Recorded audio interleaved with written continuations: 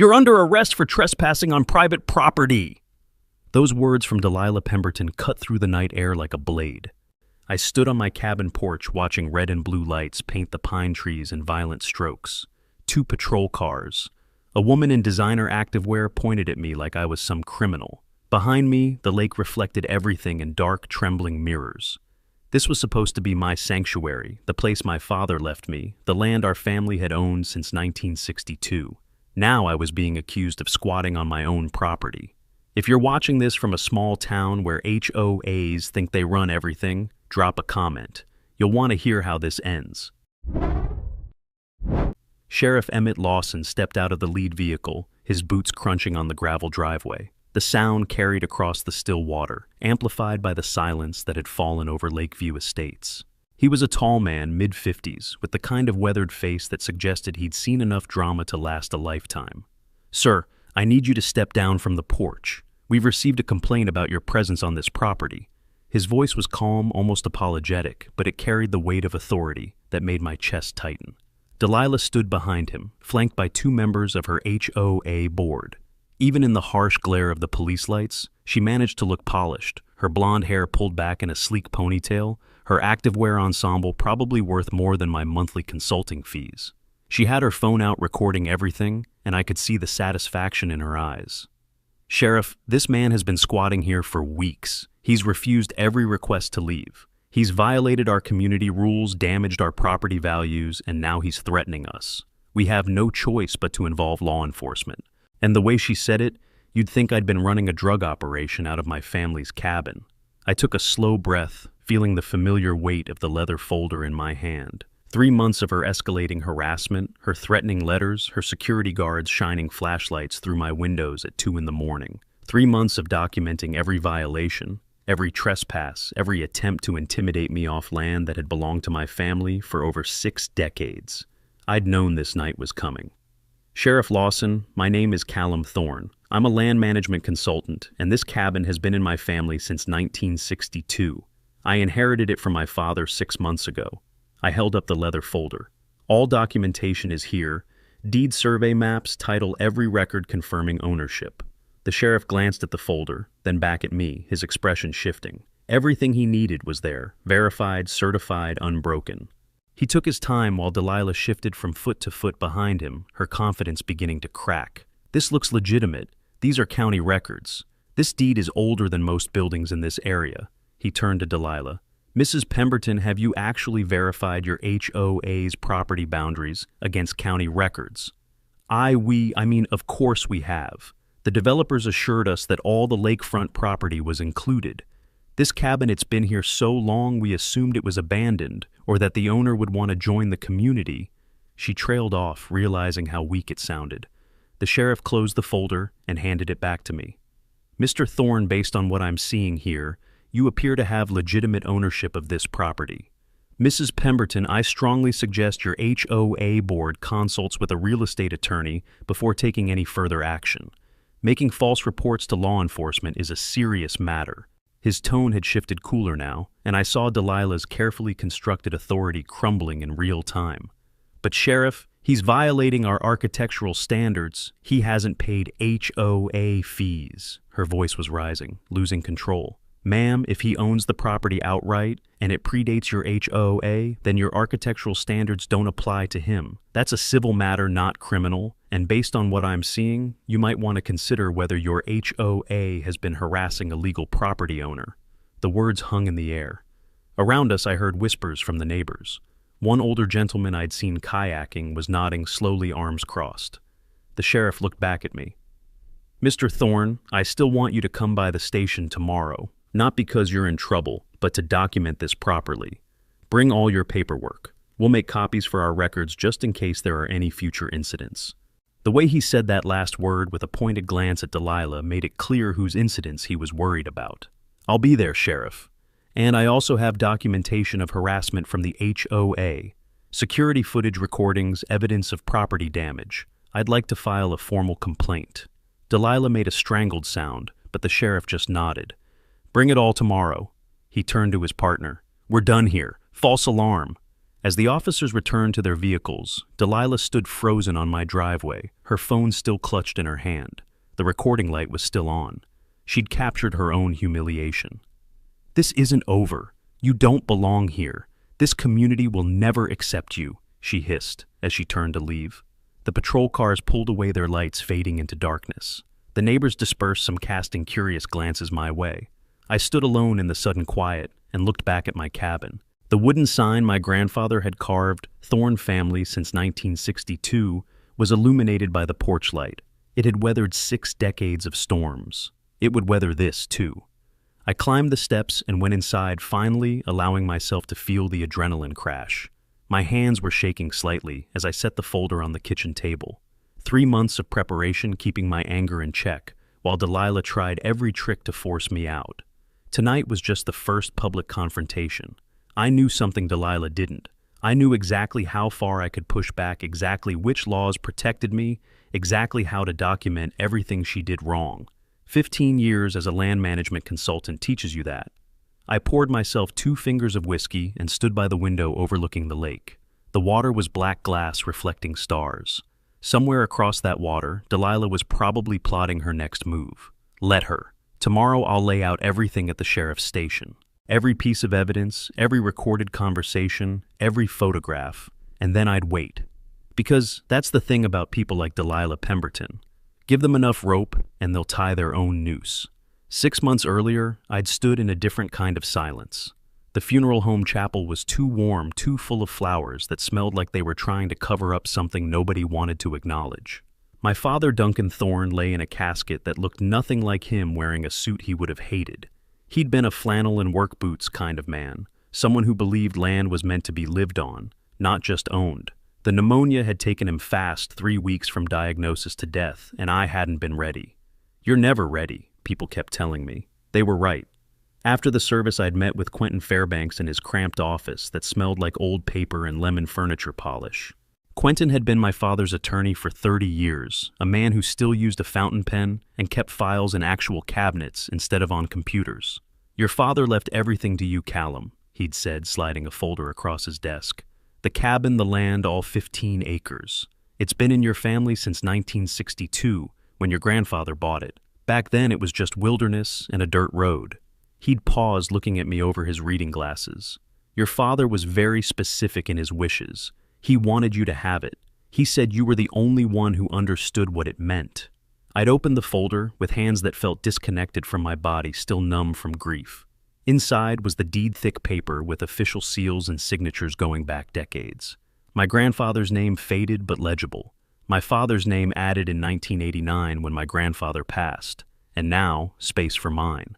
There were survey maps too, showing the property boundaries with the precision that only county records could provide. 15 acres stretching along the lakefront, a perfect rectangle of land that had somehow remained untouched while everything around it changed. "There's something you should know," Quentin had said. "There's been development around the lake. A company bought up parcels and built what they're calling Lakeview Estates. Expensive homes, gated community, the works. But your land, your father made sure it stayed separate. He refused every offer they made." That's when I'd first heard about the HOA. "They've been persistent," Quentin had said carefully. "They want the entire lakefront under their control. Your father thought it was about property values and aesthetics. He told them no repeatedly. The developers knew about his land, they had to exclude it from their plans, but apparently the HOA leadership thinks they can convince the new owner to sell or join. You should be prepared for that conversation." I nodded, not really understanding what I was walking into. All I'd wanted was to go back to the cabin, to sit on the porch where my father and I used to fish, to feel close to him one more time. I hadn't realized I'd be walking into a war. The first time I'd returned to the cabin was in March, 8 weeks after the funeral. I'd driven up from Portland on a gray morning, the kind where the sky and the lake blend into one continuous sheet of steel. The highway turned into county roads, then into the winding lane that led to what I still thought of as my father's property. Except when I got there, everything had changed. Where there used to be an open shoreline and forest, there were now massive houses. 47 of them, according to the tasteful sign at the entrance.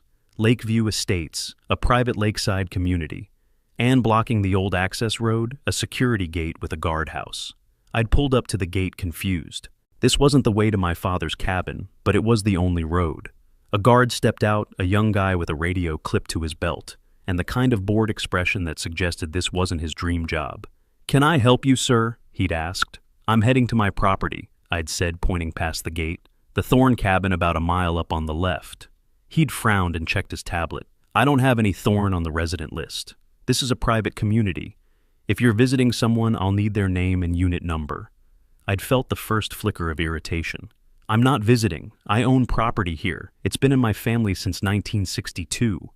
The guard had looked skeptical but called someone on his radio. 5 minutes later, a silver Mercedes pulled up and a woman got out. That was my first meeting with Delilah Pemberton. She'd approached my truck with the kind of smile that didn't reach her eyes, professional and cold. "Hello, I'm Delilah Pemberton, HOA President for Lakeview Estates. I understand there's some confusion. Everything about her screamed money and control, from her designer sunglasses to the way she carried herself, like she owned the entire lakefront." "No confusion," I'd said, keeping my voice level. "I inherited property here from my father, Duncan Thorne, the cabin and 15 acres. I'm just trying to get home." She'd glanced at the deed I held up, barely looking at it. "I see. Well, this is a private community now. All lakefront property is managed by our HOA. I'm sure you understand that old property claims can be complicated. Zoning changes, updates to county records, these things happen. Have you considered that your father's ownership might have been superseded?" The way she said it, so casual, so dismissive, made my jaw tight. "Mrs. Pemberton, my family's ownership is not complicated. It's documented, certified, and current. The deed is clear. I own 15 acres, and I'm going to my cabin." Her smile had frozen. "Mr. Thorne, I think you misunderstand how things work here. This is a managed community. We have rules about architecture, landscaping, noise levels, and property maintenance. If you're going to be staying here, you'll need to join the HOA, pay your membership fees, and comply with our community standards. Otherwise, we'll have to explore your options." Options. The word had hung between us like a threat. "What kind of options?" I'd asked. She'd shrugged, still smiling that cold smile. "Selling, perhaps? We have several residents who would love to expand their lakefront access. Or you could join the community and bring your property up to our standards. But you can't just exist here outside our structure. That's not how this works." I'd looked past her at the rows of identical expensive homes, at the manicured lawns, and the architectural uniformity that had swallowed the wild shoreline I remembered from childhood. This wasn't about rules or property values. This was about control, about someone who couldn't stand the idea of a piece of land she couldn't command. "Mrs. Pemberton," I'd said quietly, "I'm a land management consultant. I know property law. My family's ownership predates your HOA by 56 years. You have no authority over my land. Now I'm going to my cabin." I'd driven past the gate while she stood there, her smile finally gone, replaced by something harder. Looking back, that was the moment I should have known this wouldn't end with a polite conversation. The letter arrived 2 weeks after I'd moved into the cabin. I'd been settling in, repairing the small damages that 6 months of vacancy had created, reacquainting myself with the rhythms of the lake. Mornings were still cold in April, the water flat and silver under a weak sun. I'd wake up to the sound of loons calling across the water, make coffee on my father's old percolator, and sit on the porch watching the mist burn off. For those first 2 weeks, I'd almost convinced myself that Delilah's threats had been empty posturing. I should have known better. The envelope was expensive, the kind with a watermark and the HOA logo embossed in gold. Inside was a letter 3 pages long, itemizing 12 violations I'd supposedly committed. Violation 1, unapproved exterior paint color, the cabin's natural cedar finish did not meet community aesthetic standards. Violation 2, missing house numbers, all residences must display approved numerical signage. Violation 3, unauthorized dock repair. I'd replaced 3 rotted boards on my family's boat dock without submitting plans for architectural review. The list went on, each item more absurd than the last. At the bottom was a financial demand. $15,000 in back fees plus $500 per month going forward. Failure to comply would result in legal action. I'd sat at my kitchen table reading it twice, feeling my blood pressure rise with each ridiculous claim. The cabin had been this color since 1962. The dock had been maintained by my family for decades. None of this had anything to do with legitimate regulations. This was harassment, pure and simple. I picked up my phone and called the number at the bottom of the letterhead. A receptionist answered, told me Delilah was unavailable, and suggested I submit my concerns in writing. "Tell her Callum Thorne called," I'd said. "Tell her I know exactly what she's doing, and it won't work." The receptionist had been silent for a moment, then hung up. That's when I'd called Quentin. He'd listened to me read the entire letter, making small, thoughtful sounds at each violation. When I finished, he'd sighed. "Callum, this is exactly what I was worried about. They're using bureaucracy as a weapon. The good news is you're right. None of this is legitimate. Your property predates their HOA, which means their regulations don't apply, but they're betting you don't want the hassle of fighting back." He'd paused. "The question is, do you want to fight back, or do you want to consider their offer to buy you out?" I'd looked out the window at the lake, at the view my grandfather had purchased, my father had protected, and I had inherited. "I'm not selling Quentin. This is my home." "Then we fight," he'd said. "But we fight smart. I'll draft a response. You start documenting everything. Every interaction, every letter, every violation they claim. And Callum, keep your temper. People like Delilah Pemberton want you to lose control. Don't give her that satisfaction." I'd promised I would, though even then I'd felt the anger simmering. 3 days later, I'd received a certified letter requiring my attendance at an HOA hearing. "Attendance is mandatory," the letter said. "Failure to appear will result in additional penalties." The hearing was scheduled for the following Tuesday at 7 p.m. in the clubhouse of Lakeview Estates, the building that had once been a forest where I'd built forts as a kid. I'd spent those 3 days doing exactly what Quentin suggested. I'd pulled every piece of documentation I had. The original deed from 1962, with my grandfather's signature, the transfer to my father in '89, the probate paperwork showing my inheritance. I'd driven to the county recorder's office and requested certified copies of everything paid for a current survey that showed my property boundaries with laser precision. I'd contacted the county surveyor and gotten written confirmation that my land was separate from the Lakeview Estates development. By the time Tuesday arrived, I had a folder 3 inches thick. The clubhouse was exactly what I'd expected. Marble floors, leather furniture, a chandelier that probably cost more than my truck. 45 people sat in rows of chairs facing a raised table where Delilah presided with 4 other board members. Everyone was dressed like they'd come from country club dinners. I was wearing jeans and a work shirt. I was making a point.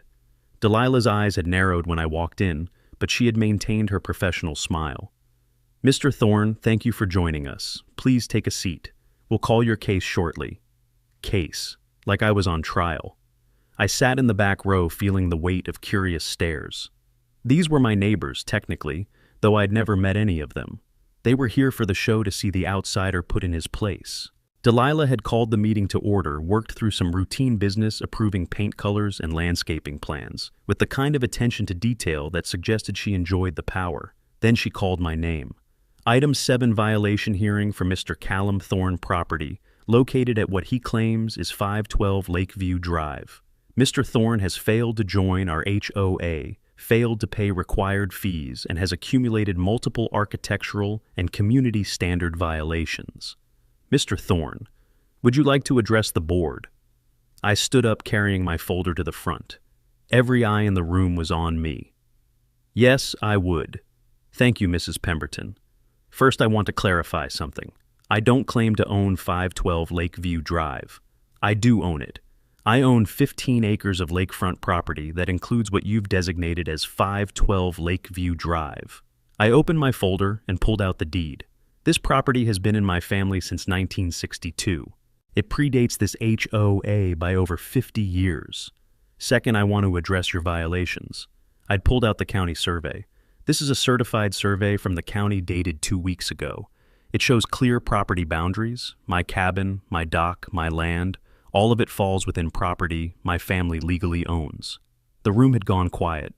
I'd walked up to the table and set the documents in front of Delilah. You'll also find here a letter from the county recorder confirming my ownership, a legal opinion from my attorney stating that your HOA has no jurisdiction over pre-existing properties, and a complete title history showing unbroken ownership from 1962 to present day. Delilah had stared at the documents, her face flushing. Mr. Thorne, these documents may show historical ownership, but that doesn't exempt you from current community standards. Everyone here has agreed to maintain certain aesthetic and behavioral expectations. Your refusal to comply affects all of us. Mrs. Pemberton, I'd said, keeping my voice level. I'm a land management consultant. I've worked with dozens of HOAs, property disputes, and boundary issues. I know the law. Your HOA was formed in 2018. My property was purchased in 1962. Basic property law states that you cannot retroactively apply HOA regulations to pre-existing property owners who never agreed to join your association. You have no legal standing to demand fees, impose architectural standards, or threaten penalties against me. The room had erupted in whispers. One man in the front row, older with white hair and weathered hands, had been nodding slowly. I'd see him later learn. His name was Silas. Learn he'd been a surveyor for 30 years and knew I was right. But Delilah had leaned back in her chair, her smile cold. Mr. Thorne, your interpretation of property law is interesting, but this board disagrees. We will be reviewing your documentation, and we will be consulting with our legal counsel. In the meantime, your violations remain on record. This hearing is concluded. She'd dismissed me like I was wasting her time. I'd gathered my documents and walked out feeling 45 pairs of eyes on my back. Outside, the night air had been cool and clean, a relief after the stuffy clubhouse. I stood in the parking lot for a moment, looking back at the building. Through the windows, I could see people talking, gesturing. Some were looking at Delilah with expressions that weren't entirely friendly. I'd driven home slowly past the rows of identical houses back to my cabin that stuck out like a wound in their perfect aesthetic. The lake had been dark, reflecting nothing but stars. I'd poured myself a drink and sat on the porch, my father's favorite chair creaking under my weight. Somewhere in the distance, I'd heard the low call of a loon. My hands had been shaking slightly, adrenaline finally catching up to me. I'd done everything right. I'd been calm, professional, armed with facts. But I'd also seen something in Delilah's eyes that worried me. She wasn't going to back down. This wasn't about property law or community standards. This was about pride, about control, about a woman who couldn't stand being told no. And that made her dangerous. The first week of May brought new tactics. It started small, almost subtle enough to dismiss as coincidence. A notice appeared on my door claiming I'd violated quiet hours, though I'd been asleep at the time it cited. Another letter warned me about improper waste disposal, though I'd taken my trash to the county facility like I always had. Each violation came with a fine, each fine added to the growing fictional debt they claimed I owed. I photographed every letter, noted every date and time, filed everything in expanding folders that were starting to take over my kitchen table. This was the beginning of what I recognized as a campaign systematic and deliberate. Week 2 brought the surveyors. I was working at my laptop reviewing a land assessment for a client in Washington when I heard trucks in my driveway. 3 men with equipment setting up a total station near my property line. I'd walked outside watching them work. The crew chief glanced up looking uncomfortable. "Morning, we're just doing some boundary verification for the HOA. I'd crossed my arms. Verification of what my boundaries are already on record with the county. He'd shifted his weight. Yeah, well, they want us to check for discrepancies between your claim and their property. I'd recognized what was happening immediately. This was pressure, an attempt to find some technical error they could exploit. You're using the wrong datum, I'd said, walking over to look at their setup. That's NAD 83. The original survey for this property was done in NAD 27. If you don't convert properly, you'll be off by several feet. The crew chief had blinked at me. How do you know that? I'd smiled without humor. I'm a land management consultant. This is what I do. He'd looked at his notes, then back at me. They told us to find discrepancies in your property line, told us to be thorough. The way he said it, I knew they'd been instructed to manufacture problems where none existed. Let me save you some time, I'd said. My property boundaries are certified by the county. I have a survey from 3 weeks ago. You're not going to find discrepancies because there aren't any, but I'm going to document that you were here, who sent you, and what you were told to do. I pulled out my phone and started recording. The crew chief had held up his hands. Look, man, we're just doing a job. We don't want trouble. He'd packed up his equipment and left within 20 minutes. But I'd known the harassment wouldn't stop there. I'd been right. Week 3 brought the security patrols. Every night around 11 p.m., an HOA security vehicle would drive past my cabin, slowly shining a spotlight across my windows. The first night I'd thought it was a routine patrol. By the third night I'd realized it was intentional. The light would linger on my bedroom window, bright enough to wake me, then move on. I'd called the HOA office, left messages asking them to stop. No one called back. On the fifth night, I'd set up my security cameras, 4 of them covering every angle of my property, high-resolution motion activated with night vision. I'd position them to capture not just my land, but the property lines, the road, any vehicle that approached. By the end of the week, I had 12 separate recordings of the security vehicle harassment. The cameras caught more than I'd expected. On Tuesday at 2 a.m., the security guard didn't just shine his light. He got out of his vehicle, walked up to my porch, and took photographs of my cabin with his phone. He made notes on a clipboard circling my property, documenting everything.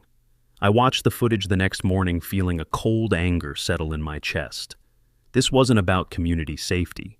This was surveillance building a case, trying to find something, anything they could use against me. I'd downloaded the footage, backed it up in 3 locations, and added it to my growing file. Week 4 brought property damage. Small things at first, easy to dismiss as accidents. My mailbox was knocked over, bent at the base like someone had backed into it. I straightened it, noted the damage, and photographed it. 2 days later, my power went out. The HOA was doing road work nearby, they'd said, and had accidentally cut my line. It took 6 hours to restore. I documented it. Then my water line developed a leak right where the HOA had been working on their irrigation system. The repair crew not affiliated with the HOA had shaken his head. This pipe was cut, not broken. You can see the tool marks. I'd had him documented in writing and added his statement to my files. The dock was next. I'd gone down one morning to find my private property signs removed, thrown in the lake. The chain I'd used to secure my kayak had been cut. Nothing was stolen, but the message was clear. Your property isn't safe. You're not safe. I'd retrieved the signs, bought a better lock, and added more cameras. That afternoon, I drove to the county sheriff's office and filed my first official complaint. The deputy who took my report had looked at my documentation, the timeline of harassment, the photographs and recordings, and had whistled low. This is systematic. You've got this organized better than most lawyers. I am organized, I'd said. I do this for a living. And I wanted on record that the HOA is harassing me, trespassing on my property, and damaging my belongings. The deputy nodded. I'll file this. Keep documenting everything. If it escalates, call us immediately. It was escalating. I could feel it. Then came the legal threat. A thick envelope from a law firm in the city, 3 hours away. Inside was a lawsuit civil complaint claiming I was a nuisance that had decreased property values for the entire Lakeview Estates community. They were suing me for $100,000 in damages. The claims were absurd. My cabin's appearance, they said, had reduced nearby home values by an estimated 5%. My refusal to join the HOA had created an unstable property situation that made buyers hesitant. My presence violated the peaceful enjoyment of their community. I'd sat on my porch reading the lawsuit twice, feeling the careful control I'd maintained starting to crack. $100,000. For having the audacity to live on land my family owned. I'd called Quentin immediately. They're using slap tactics, he'd said, his voice grim. Strategic lawsuit against public participation. It's not about winning, it's about burying you in legal fees until you give up and sell. The good news is we can fight this. The bad news is it's going to be expensive and time-consuming. We'd talked for an hour developing a strategy. Countersuit for harassment, restraining order to stop the security patrols, formal complaints to the county about HOA overreach. By the end of that conversation, I'd had a clear plan, but I'd also had something else, a comprehensive documentation of every violation the HOA had committed against me. 47 separate incidents over 4 weeks. Each one photographed, time-stamped, many of them recorded on video. I'd organized them by category: trespassing, harassment, property damage, intimidation. I'd created a timeline showing the escalation. I'd mapped them geographically, showing they were all concentrated on my property, proving this wasn't random. I'd built a case that any lawyer would envy. That night, I'd barely slept. I'd sat at my kitchen table with my files spread around me, checking every detail, making sure every piece of evidence was airtight. The cameras outside recorded the darkness, motion sensors ready to catch the next intrusion. And I'd known with absolute certainty that Delilah wasn't done. She was building something bigger. I just hadn't known yet how big. It happened on a Friday night in early June. I'd been working late finishing a forest management report for a client in Montana, my laptop screen the only light in the cabin, besides the soft glow from the kitchen. The lake was perfectly still outside my windows, dark as oil reflecting a quarter moon. It was almost 10 p.m. when I heard the vehicles. Not the usual single security patrol, but multiple engines' tires on gravel doors slamming. I'd looked up from my screen already knowing this was different. This was the confrontation I'd been preparing for. I'd walked to the window and seen 3 vehicles in my driveway. Delilah's silver Mercedes flanked by 2 SUVs belonging to board members I recognized from the hearing. She got out first wearing what looked like evening wear, like she'd interrupted a dinner party for this. 2 men followed her, both in their 50s, both carrying themselves with the kind of confidence that comes from never being told no. One of them had a folder official looking, probably more fake violations. I'd taken a breath, grabbed the leather folder I kept ready by the door, and stepped onto my porch. The motion sensor lights flooded the driveway, and I saw Delilah's face flushed with anger or wine or both. "Mr. Thorne," she'd called sharp across the lake, "we need to speak with you immediately." I stayed on the porch folder in hand. "It's 10 p.m., Mrs. Pemberton. This can wait until morning." She stopped, eyes narrowing. "This is your final chance to comply." I shook my head. "You're on my property, Mrs. Pemberton.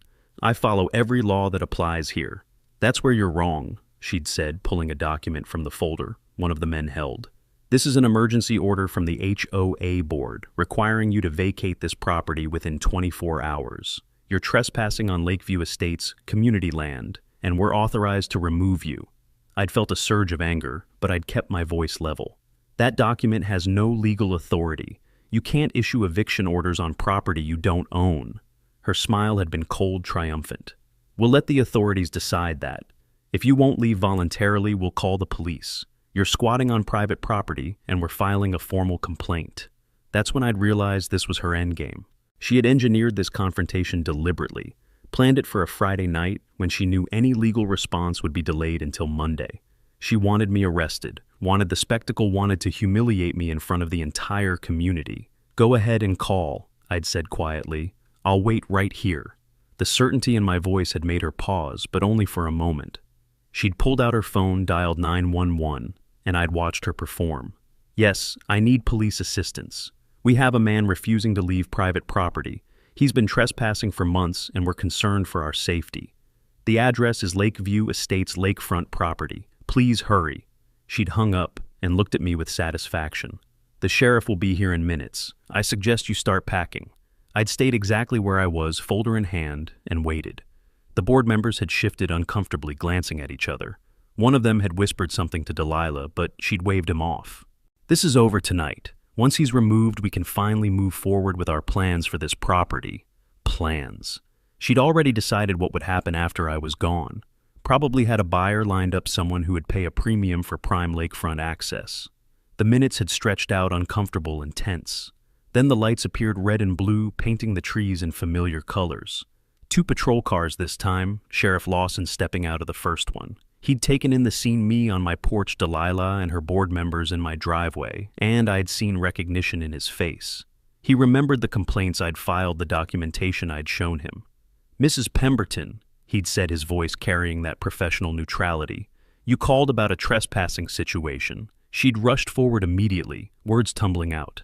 "Sheriff, thank God you're here. This man has been squatting on HOA property for months. We've tried everything to get him to leave peacefully, but he's refused. We have documentation that this entire lakefront belongs to Lakeview Estates, and he has no legal right to be here." The sheriff had glanced at me, and I'd held up the leather folder. "Sheriff Lawson, I'm Callum Thorne. We've spoken before. I have all my documentation right here." He'd nodded and turned back to Delilah. "Ma'am, let me see your documentation first." She'd handed him papers from her folder deeds for the Lakeview Estates properties, HOA bylaws, architectural standards, everything except what actually mattered. The sheriff had flipped through them quickly, his expression unchanging. "Mrs. Pemberton, these documents show your HOA's properties, but they don't show anything about Mr. Thorne's land." Her face had flushed darker. "His land is part of our lakefront? It has to be. We purchased the entire area. Did you verify that with county records?" the sheriff had asked. The question hung there, simple and devastating. The developers assured us, I reviewed the purchase documents myself. I'm a real estate attorney, I know what I'm doing." She'd been stammering, her confidence cracking. The sheriff had walked up to my porch, and I'd handed him the folder. He'd opened it under his flashlight, and I'd watched him go through each document. The deed shows ownership since 1962. The certified survey from 3 weeks ago, with clear boundaries. The title report shows an unbroken chain of custody. The letter from the county recorder confirming my property was separate from the Lakeview Estates development. The legal opinion from Quentin explaining in precise detail why the HOA had no jurisdiction. By the time neighbors started emerging from their houses drawn by the lights and voices, the sheriff was closing the folder. Mrs. Pemberton, Mr. Thorne has legitimate ownership documentation. County certified legally sound. His property predates your HOA by over 50 years. I'd watched Delilah's face go pale. But that's impossible. The lakefront is ours. It has to be. The sheriff had handed me back the folder. Ma'am, based on what I'm seeing, Mr. Thorne owns approximately 15 acres of lakefront property. Your HOA development was built around his land, not on it. He's not trespassing. He's on his own property. The small crowd of neighbors had grown maybe 15 people now, standing in clusters on the road watching. I'd recognized some from the hearing. The older man who had been nodding the surveyor was there, arms crossed, watching Delilah with an expression that might have been pity. Sheriff, you don't understand, Delilah had insisted, her voice rising. He's violating our community standards. He won't join the HOA. He's ruining our property values. The sheriff had held up a hand. Mrs. Pemberton, those are civil matters, not criminal ones. And making a false report to emergency services is a serious offense. I could cite you for that right now. That's when I stepped down from the porch, walked to where the sheriff stood, and pulled out my phone. Sheriff, I'd also like to file a formal complaint. I have documentation of systematic harassment from this HOA. 47 separate incidents over the past 6 weeks, all recorded and time-stamped. I'd pulled up the video files, showed him clips of security vehicles shining lights through my windows, at 2 a.m. of people trespassing on my property, of damage to my mailbox and dock. I have statements from contractors about cutting utility lines. I have recordings of inappropriate surveyors admitting they were told to find discrepancies that don't exist. I have everything. The sheriff had watched several clips, his jaw tightening. He'd turned to Delilah, and his voice had gone cold. Mrs. Pemberton, I strongly suggest you and your board cease all contact with Mr. Thorne immediately. What I'm seeing here looks like a coordinated harassment campaign. That's actionable. Delilah had opened her mouth, closed it, opened it again. But he doesn't belong here. In this community we have standards, we have rules. She'd been falling apart in real time, and the neighbors were seeing it. One woman had pulled out her phone recording. This would be everywhere by morning. Ma'am, your standards don't apply to property you don't own. Mr. Thorne has every right to be here. You don't. The sheriff had gestured to his partner. We're done here. Mrs. Pemberton, I'm going to need you and your associates to leave Mr. Thorne's property immediately. As they had walked back to their vehicles, Delilah had turned to me one last time. Her face was twisted with something between rage and humiliation. This isn't over, she'd hissed quiet enough that maybe the sheriff didn't hear. You'll regret this. I just looked at her folder still in my hand, cameras recording everything. I think you're the one who's going to regret tonight, Mrs. Pemberton. The patrol cars had stayed until Delilah and the board members left, their taillights disappearing down the road. The neighbors had lingered longer, some approaching carefully, apologetically. We didn't know, one man had said, about your property, about what she was doing. I nodded, too tired to do more. The sheriff had given me his card. Come by the station Monday. Bring everything you've got. We'll document this properly. After everyone left, I stood alone in my driveway, listening to the lake lap against the shore. My hands were shaking with adrenaline. I'd won tonight, but I knew Delilah well enough by now to know she wouldn't stop. Not yet. Not until she'd exhausted every option. But I'd been ready for years for this exact kind of fight, and I had everything I needed to finish it. By Saturday morning, everyone knew. I'd woken to a text from Quentin with a screenshot of a neighborhood social media post, someone's breathless account of the police cars and the confrontation. The story had spread through Lakeview Estates like fire through dry grass. Some versions had me brandishing legal documents like weapons. Others claimed Delilah had been escorted away in handcuffs. None were quite accurate, but they all agreed on one thing: the HOA president had called the cops on a man who owned his property legally, and it had backfired spectacularly. I'd made coffee and sat on my porch, watching the lake come alive with morning light. My phone buzzed with an email. Someone had leaked the HOA group chat to me, pages of messages, confusion, anger, demands for answers. Why wasn't this property disclosed when we bought it? Did the board know about his ownership? How many other properties have unclear boundaries? Delilah had posted once at 3 a.m., saying the matter was being reviewed by legal counsel. The response had been immediate and hostile. By noon, 3 neighbors had knocked on my door. The first was a woman in her 40s, apologetic. "Mr. Thorne, I live 2 houses down. I just wanted to say I had no idea about your situation. What the board did last night wasn't okay." She'd handed me cookies homemade, still warm. The second visitor was a younger couple, both embarrassed. "We voted for Delilah last year. We didn't realize she was harassing you. We're sorry." The third visitor had been the older man from the hearing, the one who had been nodding when I'd presented my documentation. "I'm your neighbor 3 doors down. Retired surveyor, worked in this county for 30 years. I knew you were right that night at the hearing. Those boundaries you showed that survey work, it was perfect." We'd talked for an hour on my porch, 2 professionals discussing property lines and survey methods. He'd confirmed what I'd suspected. When Lakeview Estates was developed, the company had known about my family's land. "I saw the original development plans. Your property was marked clearly as excluded. Delilah would have seen those documents when she reviewed the purchase. She knew from day one." That confirmation had settled in my chest like a stone. This entire campaign of harassment had been deliberate, an attempt to force me out of property she'd always known was mine. Monday morning brought the emergency HOA meeting. I hadn't been invited, but Quentin had called. "You might want to attend this meeting. As an observer, I think things are about to shift." The clubhouse parking lot was packed when I arrived. I'd slipped in through the back, standing against the wall, while 40-plus residents filled the seats. Delilah sat at the head table, looking composed but tired. The vice president called the meeting to order, and immediately a woman in the 3rd row stood up. "I have a question for the board. Did you know about Mr. Thorne's property ownership when this HOA was formed?" The room went silent. Delilah had cleared her throat. "The board was aware that there was a pre-existing structure. We believed it would be absorbed into the community eventually." The woman hadn't sat down. "That's not what I asked. Did you know he owned that land legally?" Delilah's jaw had tightened. "The ownership was complicated. We acted in the best interest of the community." Another voice from the back. "By harassing him, by calling the cops and accusing him of trespassing on his own property." The meeting had devolved quickly. Voices overlapping, accusations flying, the carefully controlled environment Delilah had maintained crumbling in real time. Someone had demanded her resignation. Others had joined in. Then Quentin had stood up, and the room had quieted.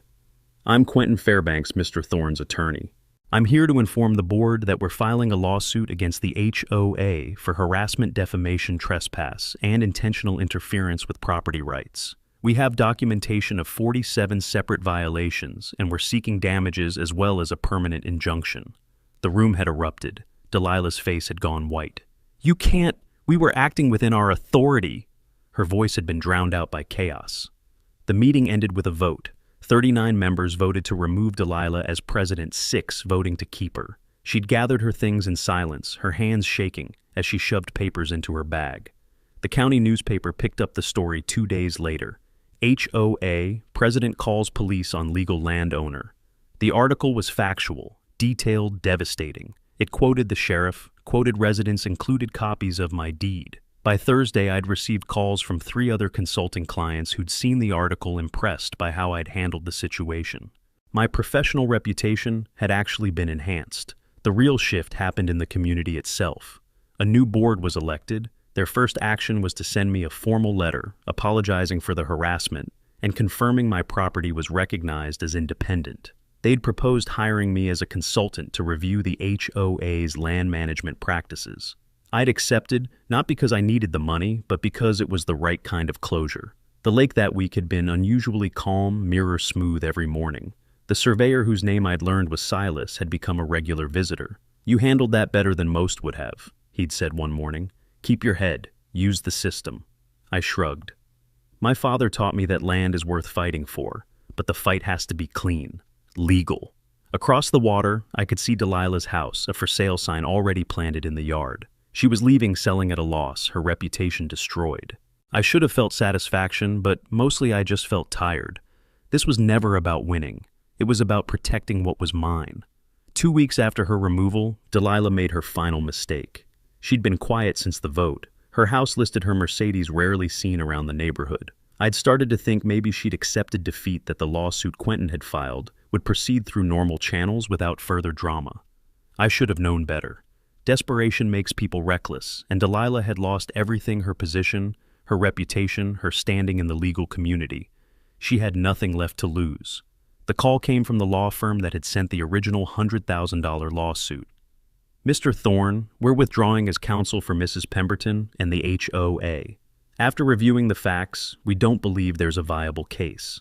What she did was indefensible. You have an excellent case for your countersuit." After he'd hung up, I'd sat staring at my phone. Even her own lawyers had abandoned her. She'd tried to find new representation. According to Silas, she'd contacted 4 different firms. None would take her case. Word had spread in the local legal community. The County Bar Association had opened an investigation into her conduct. She was being systemically dismantled, and she knew it. It was a Wednesday, 2 in the morning, when my security system alarm went off. I'd jerked awake, grabbing my phone, pulling up the camera feeds. Someone was on my property, moving near the dock. I'd watched the figure on the screen highlighted in the infrared of my night vision cameras, and even in the grainy footage I'd recognized her. Delilah was at my dock with bolt cutters working on the lock of my storage shed. I'd watched her for 30 seconds, documenting everything, then called the sheriff's office and Silas. "Someone's trespassing on my property. I have them on camera. Send someone immediately." Then I turned on every exterior light I had. The property flooded with brightness, and Delilah froze, caught. She dropped the bolt cutters and pulled out her phone, frantically photographing the inside of my shed, which contained nothing more interesting than life jackets and fishing equipment. She was manufacturing evidence, trying to find something, anything she could claim was a violation. I'd stepped onto my porch, my own phone recording. "Mrs. Pemberton, you're trespassing. The police are on their way." She'd spun toward me, and in the harsh light I'd seen her face, wild, desperate. "You've ruined everything," she'd shouted. "Everything I built here, my reputation, my career, all of it gone because you wouldn't just leave." I'd kept my voice calm, still recording. "I wouldn't leave my own property. You did this to yourself, Mrs. Pemberton."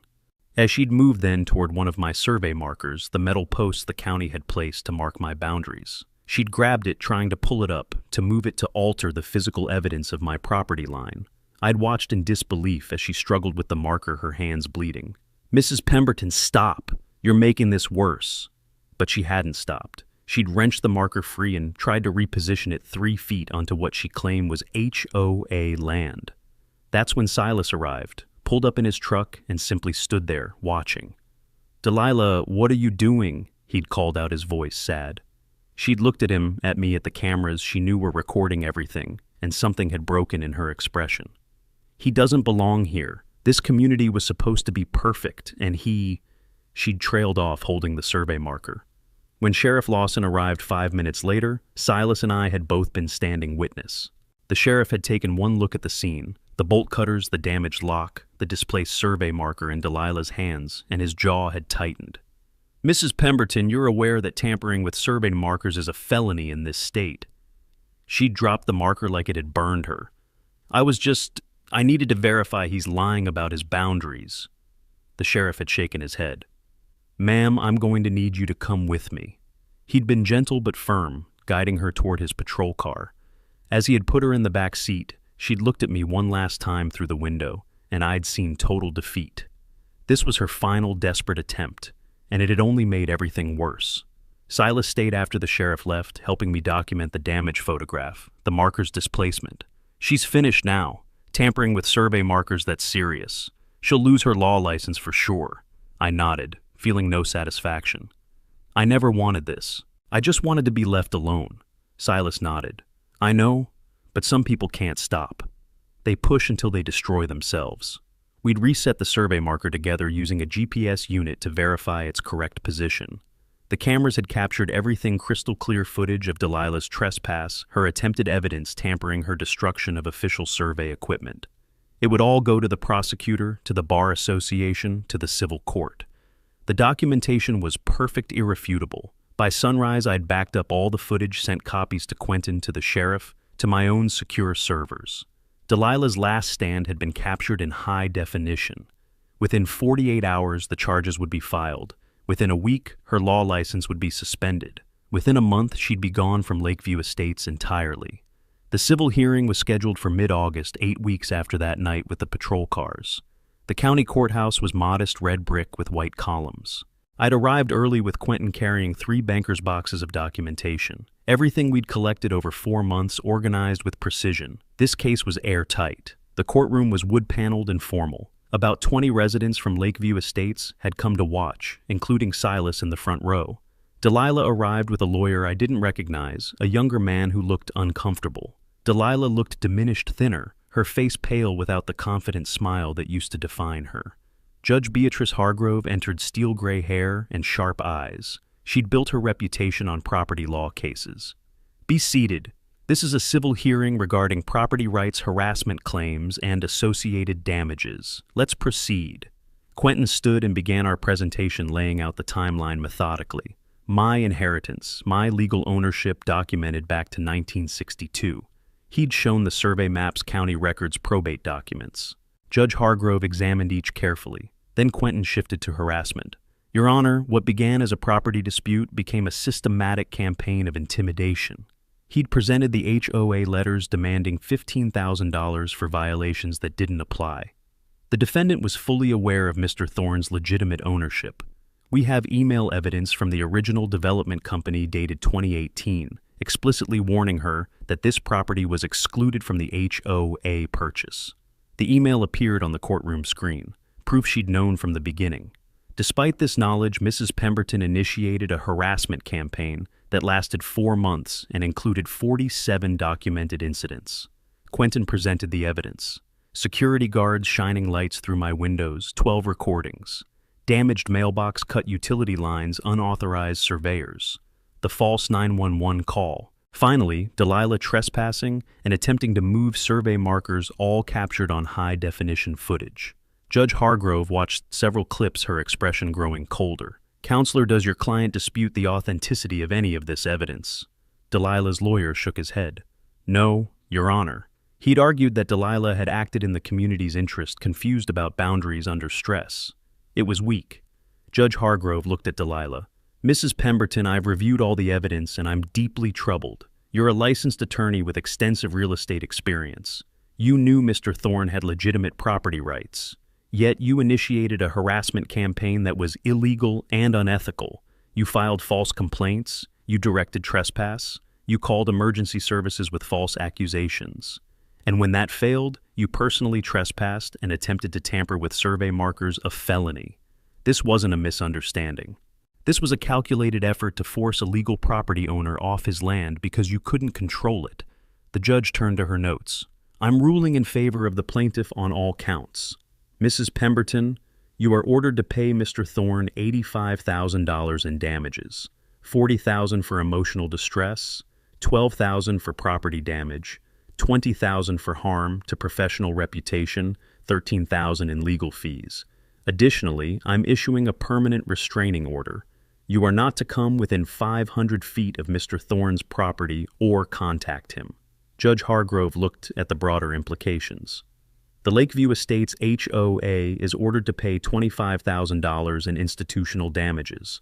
The HOA is permanently enjoined from taking any action related to Mr. Thorne's property. They must issue a formal public apology, hire an independent surveyor to verify all boundaries, and undergo 12 months of independent oversight.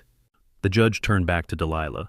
"I'm recommending that the State Bar investigate your conduct. The abuse of legal knowledge to harass a property owner is a serious ethical violation. You may face suspension or revocation of your license. Additionally, you are ordered to complete 200 hours of community service with an environmental conservation organization." The gavel came down sharp and final. "This hearing is concluded. Delilah's house was sold, she moved out, and her license was suspended. The HOA issued a public apology and brought me in as their consultant. Life returned to normal. I'd wake to loons, make coffee, and sit on my porch watching the lake. Silas stopped by twice a week.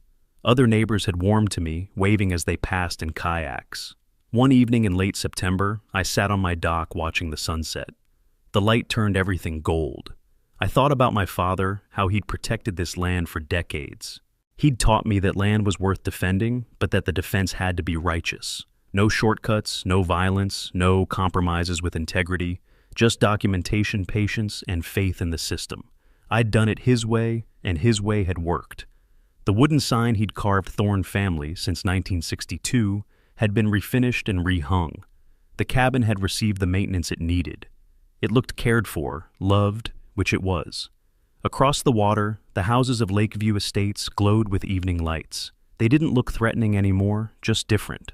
A different vision of lakefront living. My vision was older, quieter, rooted in family history. Both could exist. The key was respect for boundaries, for rights, for the law that protected both.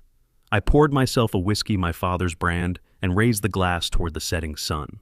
To Duncan Thorne, who'd taught me everything. To Quentin and Silas. To a system that, when given proper evidence, actually worked. The lake was mirror calm, reflecting the last light of day. And I was home, truly and legally, home on land that was mine to keep, to protect, and eventually to pass on. That's what victory looked like. Not revenge, not triumph, just the quiet satisfaction of being exactly where you belonged. From all of us here at QA Stories, thank you for watching. Smash that like button, drop a comment, and join us again for more unbelievable stories.